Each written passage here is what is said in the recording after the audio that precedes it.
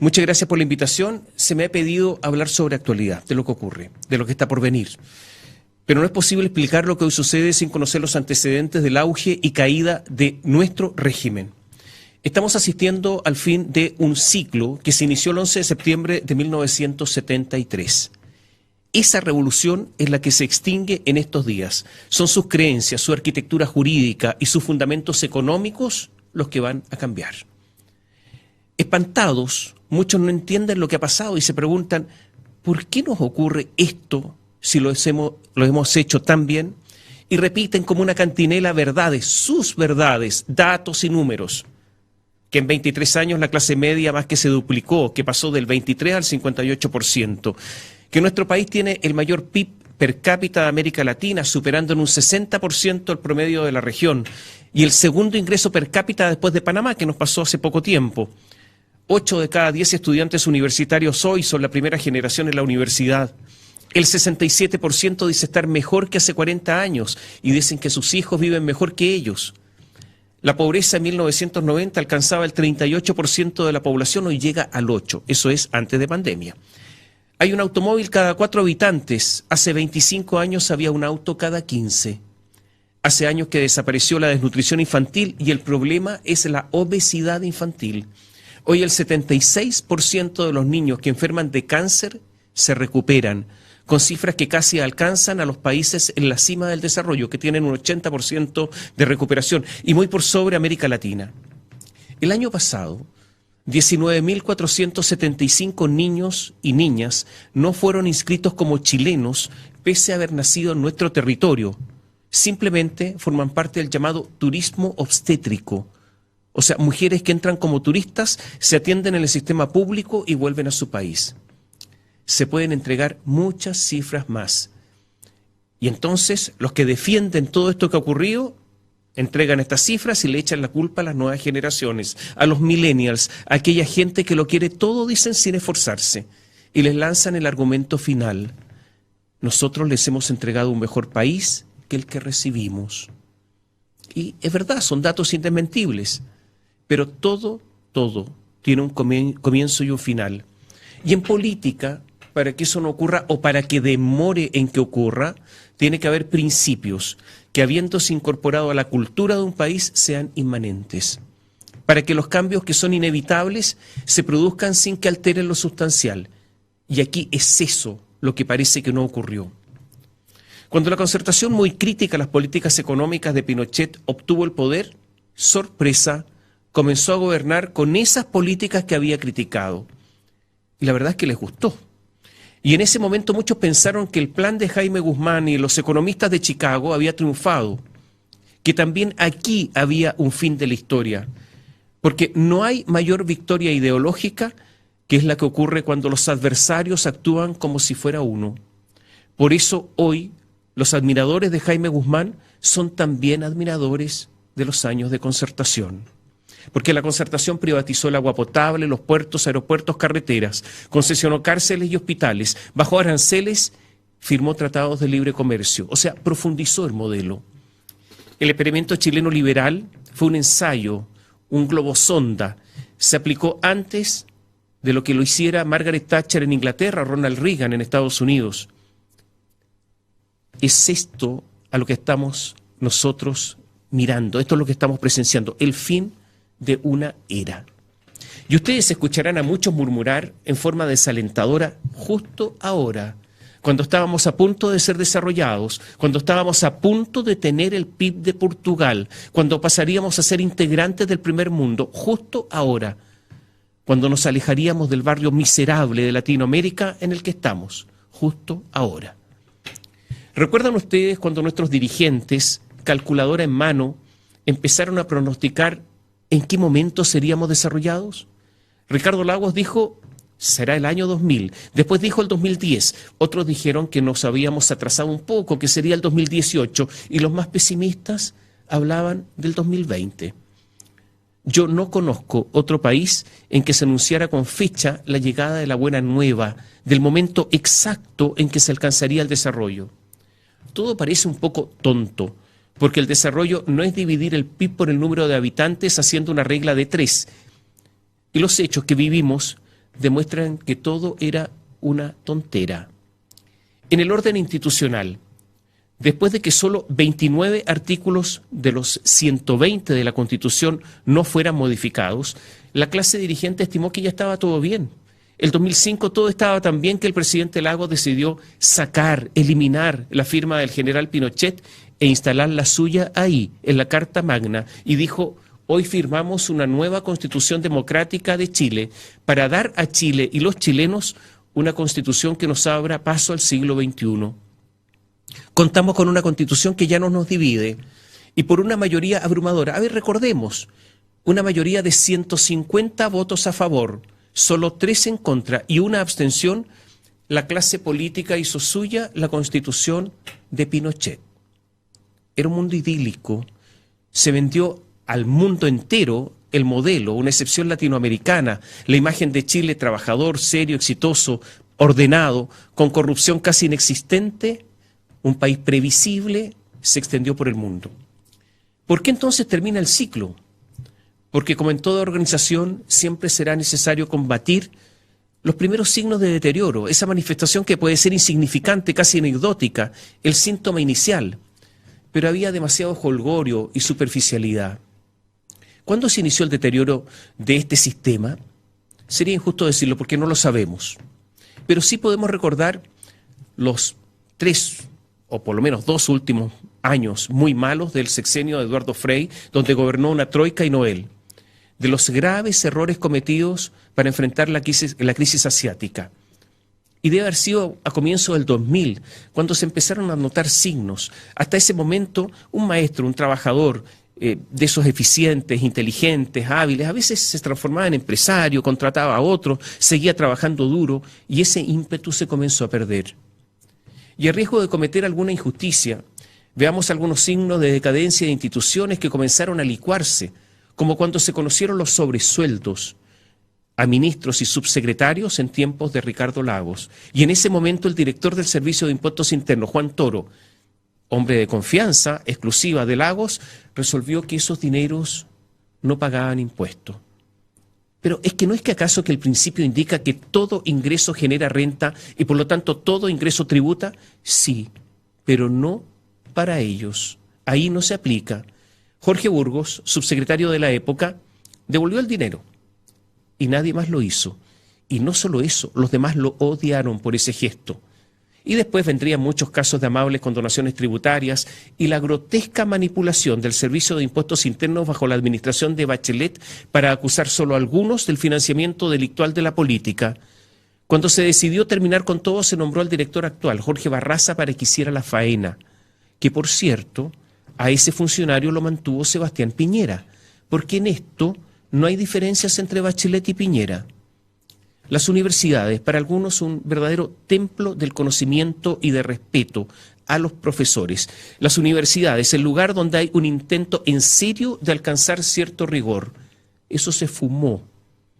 Y no se trataba que no hubiera universidades privadas, sino que hubiera concursos para ser profesor, que hubiera exigencias, que hubiera respeto a las normas. Pero ocurre que cualquiera era profesor y los estudiantes se transformaron en clientes.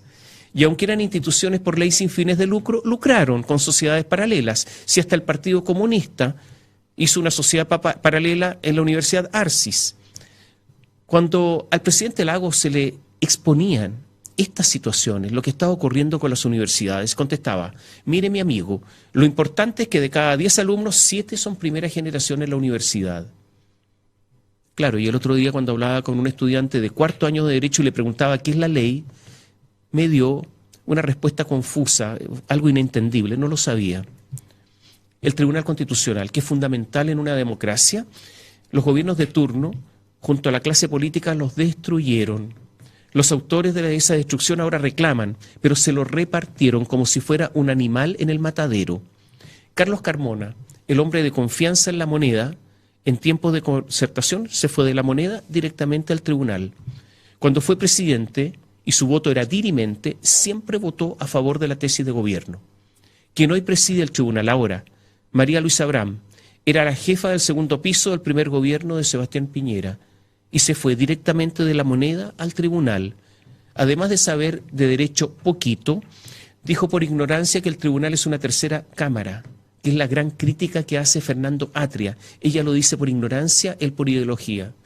Si quieren saber algo más, hay una columna de hace algunos meses que se llama El Tribunal Constitucional y su fauna. El Tribunal Constitucional y sus faunas. Yo se la recomiendo. Y naturalmente es imposible obviar el lobby desembosado.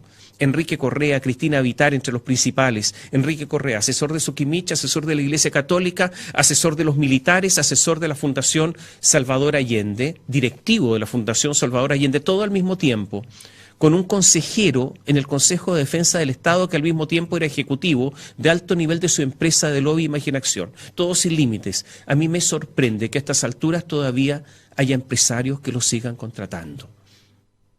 Y nos contaron que en Chile debía imperar el mérito y el esfuerzo, y hay que entender de una vez por todas que el lobby es contrario al mérito y al esfuerzo. Los empresarios, influenciando para que los ilícitos que cometan o que cometen jamás tengan pena de cárcel, porque en Chile ninguna persona con patrimonio va a la cárcel. Es como si alcanzaran la santidad una vez alcanzado determinado patrimonio. Delitos económicos, uso de información privilegiada, abuso de posición dominante, con sanciones mínimas. Si hasta el presidente Sebastián Piñera fue sancionado por el uso de información privilegiada en un negocio de LAN. Y es el presidente Sebastián Piñera que, pese a sus enormes recursos, tuvo financiamiento legal para sus actividades políticas. ¿Y se acuerdan de Inverlink y Eduardo Monasterio y de la Polar y de las sociedades cascadas de su SQM? Y más atrás, de los que siendo administradores en representación del Estado se quedaron con el negocio eléctrico y que ahora varios de ellos mandan cartas pontificando y sin que nadie les reproche algo. En Estados Unidos, un banquero no puede tener conflicto de interés porque es depositario de la fe pública. Y por lo tanto en Estados Unidos a los banqueros le dicen, señor, usted quiere ser banquero, dedíquese al banco y nada más. Bueno, resulta que el banquero Andrónico Luksic ha pagado 5 veces lo que le costó el Canal 13 con las pérdidas que ha sufrido. Pero ¿para qué lo tiene si no es un negocio? O mejor dicho, hagamos la pregunta de otra manera, ¿qué negocio es? Y lo mismo pasa con Álvaro Sayé. El sistema, además, este sistema se basaba teóricamente en la libre competencia, en un mercado donde hubiese muchos oferentes y muchos demandantes, porque el mercado es lo más eficiente, nos decían, para asignar los recursos. Hasta que esos actores que decían todo eso empezaron a concentrarse y dejó de operar el mercado. Entonces salieron con una explicación que el mercado chileno es chico y por lo tanto esto no puede operar, pero si nos dijeron que eso era lo mejor, no, pero es que ya no puede operar. Y se echaron al bolsillo lo que habían proclamado y a muchos convencido.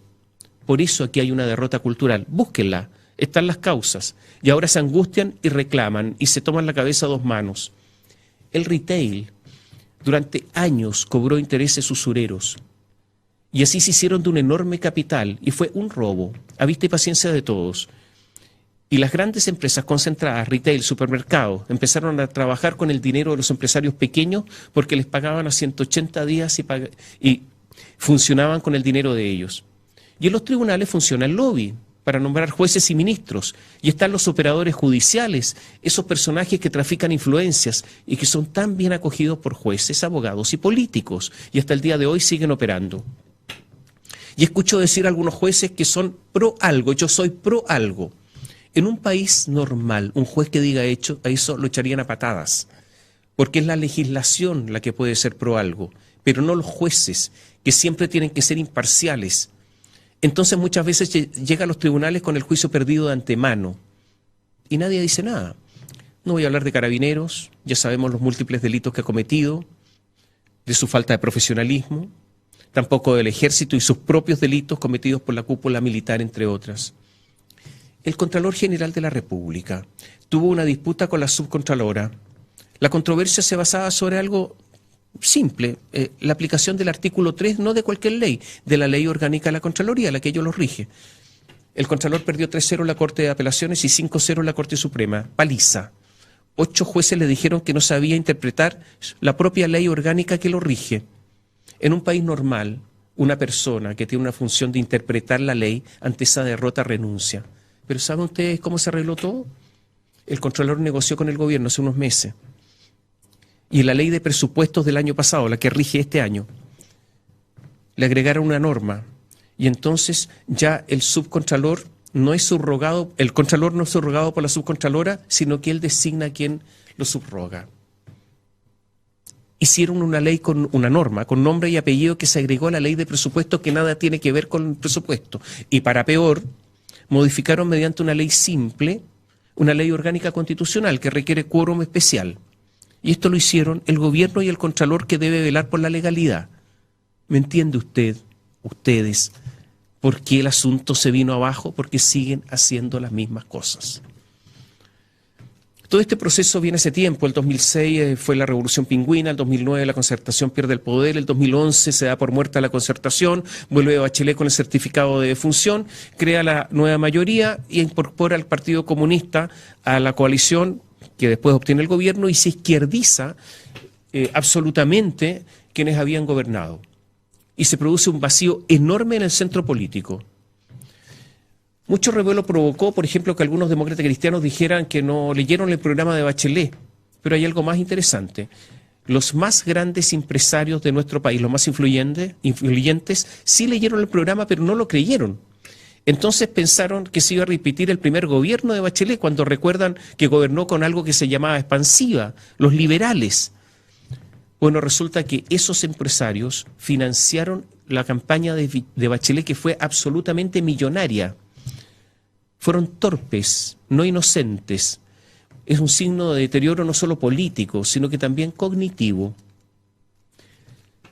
El cambio del sistema electoral contribuyó a dinamitar además el sistema, porque en la fórmula que existía, que era el binominal, el problema era que ganaba un candidato con menos votos que otro. Y resulta que lo reemplazaron por otro en que pasa exactamente lo mismo, pero produjo algo más.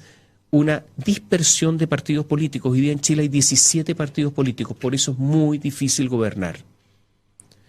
Y ha habido deterioro institucional, por ejemplo, con la feroz inmigración ilegal, porque normalmente la inmigración se hace en la noche, se hace en fronteras que no están bien resguardadas, se hace poniendo en riesgo la vida, pero no. La inmigración en Chile se hizo por el aeropuerto de Pudahuel, presentándose ante la ventanilla de un policía, organizados por líneas aéreas de oscuro origen, pero bien conocidas por las autoridades. Y quiero repetir eso, muy bien conocidas por las autoridades para que se me entienda.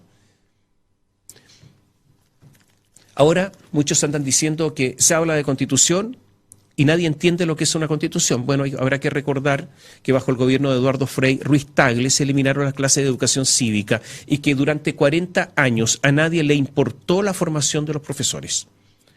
Hay muchos profesores incompetentes y también muchos ideologizados, en el sentido de que no son capaces de entregar las distintas visiones que imperan en la sociedad en forma imparcial. Hoy en día, en las universidades, en muchas universidades, ser del Frente Amplio, ser conservador, para que ustedes entiendan más o menos lo que está ocurriendo. Y pese a todo, es verdad que la Concertación ha sido la coalición política de mayor éxito, por lo menos desde el siglo XX en adelante. Pero lo bueno que hizo la Concertación quedó en el olvido, porque ganaron finalmente los autoflagelantes, les refregaron los errores una y otra vez, y los de la Concertación se doblegaron. Y hoy día están sometidos al Frente Amplio y al Partido Comunista. Esa frasecita, no son 30 pesos, son 30 años, los mató. Y es el resumen de que nada sirve y que han sufrido una derrota cultural. Está finalmente la conciencia de la desigualdad. Ricardo Caponi decía en su último libro que está probado que las personas prefieren vivir más modestamente, pero con menos desigualdad. Un sector de la sociedad chilena sin merecimientos alcanzó niveles de riqueza insospechados. Se alejaron del país. Hay demasiados Lamborghini y Ferrari en las calles de Santiago. Hay más que en Milán o en París. ¿Solo se debe al mérito? ¿Solo a eso? Lo que ha ocurrido entonces es una derrota cultural de gigantescas proporciones, una derrota aplastante. No quisieron ver que en sus propias casas, entre sus hijos, estaban los que los iban a derrotar. El cambio cultural, acompañado de una gigantesca brecha generacional con los jóvenes, asegura una derrota amplia y concluyente. Podría seguir ad nauseam. Hay muchos argumentos para decir que aquí se terminó un ciclo. Y a esto hay que agregar que los chilenos toleran e incluso justifican la violencia. Hay encuestas del CEP de diciembre del 2019 que señalan que los chilenos, frente a las protestas masivas después del 18 de octubre, simplemente apoyaron esas protestas. Y los partidos de la oposición guardaron silencio, salvo algunas voces, pero para respetar las apariencias, y no condenaron la violencia ocurrida desde el 18 de octubre. Y por lo tanto, recuerden ustedes que Sebastián Piñera estuvo a 7 votos de ser destituido.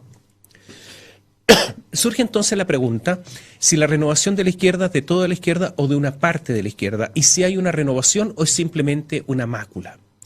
Y agrega eso que el país ya venía con problemas económicos, con una regla fiscal que no se cumplía desde hace 10 años, responsabilidad de la clase política, gobernante, con un crecimiento bajo el gobierno anterior de 1,8% aproximadamente, con una deuda pública que bajo Bachelet se duplicó, el país venía mal, vino el 18 de octubre, vino la pandemia, y hay estudios de la Dirección de Presupuestos que indican que al 2024 estaremos cerca de una relación deuda-PIB cerca del 50%, que a partir del 2023 el crecimiento proyectado no alcanzará para pagar los intereses de la deuda. O sea, todo ha terminado así. Y yo no sé de dónde se va a sacar dinero, no lo sé, pero podríamos observar en un futuro próximo unas opciones impensadas. La Constitución, la actual Constitución no es la de Pinochet, obviamente, es la Constitución de la Concertación. Y como la Concertación murió, por eso esta Constitución está muerta. Y por eso la han violado una y otra vez sin sanción. También lo ha hecho el oficialismo. Y por eso estamos viviendo un parlamentarismo de facto. En resumen, estamos sin Constitución, sin un Congreso que genere confianza, sin partidos políticos que cada vez más son un simple timbre y agencia de empleos, sin confianza en los tribunales, el presidente del Tribunal Constitucional, la Contraloría, el Ministerio Público, sin confianza en ninguna institución. Y esta crisis, además, hay que agregar la crisis social, porque puede haber 2 millones de desempleados y resulta que de cada persona desempleada dependen en un promedio 2 personas, podríamos tener 6 millones de personas con problemas económicos en el país. Si la victoria del apruebo por un 75% más, esa noche, la del 25 de octubre, cierta oposición va a estar pidiendo la renuncia de Sebastián Piñera. Y este es de lejos el gobierno más débil desde el inicio de la democracia.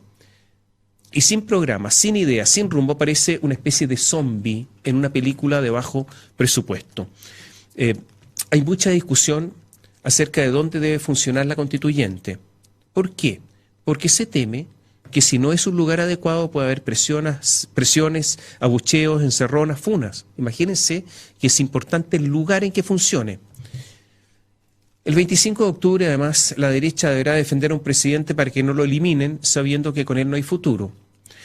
Desgraciadamente, en el acuerdo del 15 de noviembre pasado, no se estableció una fórmula para redactar el reglamento de la constituyente, que es esencial. No hay financiamiento, no hay funcionarios, no hay reglamento.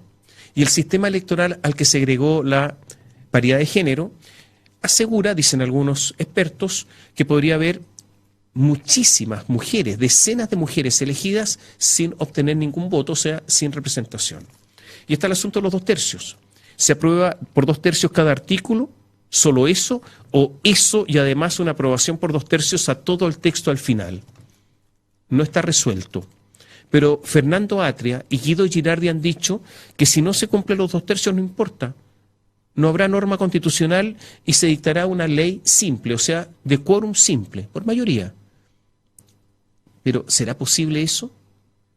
¿O es que no rige esta parte de la Constitución y rige la antigua, la actual? ¿Será posible que convivan 2 constituciones? Ven ustedes que hay demasiadas preguntas. Y frente a esto, la única pregunta que nos podemos hacer, ¿habrá una discusión razonable? Porque lo de la hoja en blanco, entiendo que solo significa no tener la carga de una constitución cuestionada, pero no que todo sea en blanco porque el recurso de protección, que es creación de esta constitución, me imagino que existirá, o se mantendrá el magnífico artículo 7.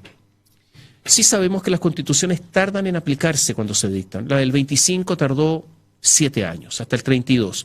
La de 1980 sabemos cuántos años, toda esa transición de Pinochet. Cuando se dicta una constitución, toda la legislación tiene que estar acorde con esa norma, la Carta Fundamental. ¿Cuánto demorará eso? Y mientras demore, ¿Cómo se irá adecuando eso? ¿Será a través de fallo de los jueces? O sea, ¿cogobernarán el gobierno de turno con los jueces? En tiempos de crisis, la estabilidad política de los países no es obra de las élites, sino de la clase media. Esa clase que es razonable, la que cree en el estudio, el esfuerzo, en la honestidad, la que cree en ciertas decencias necesarias, la que puede soportar penurias en la esperanza de tiempos mejores.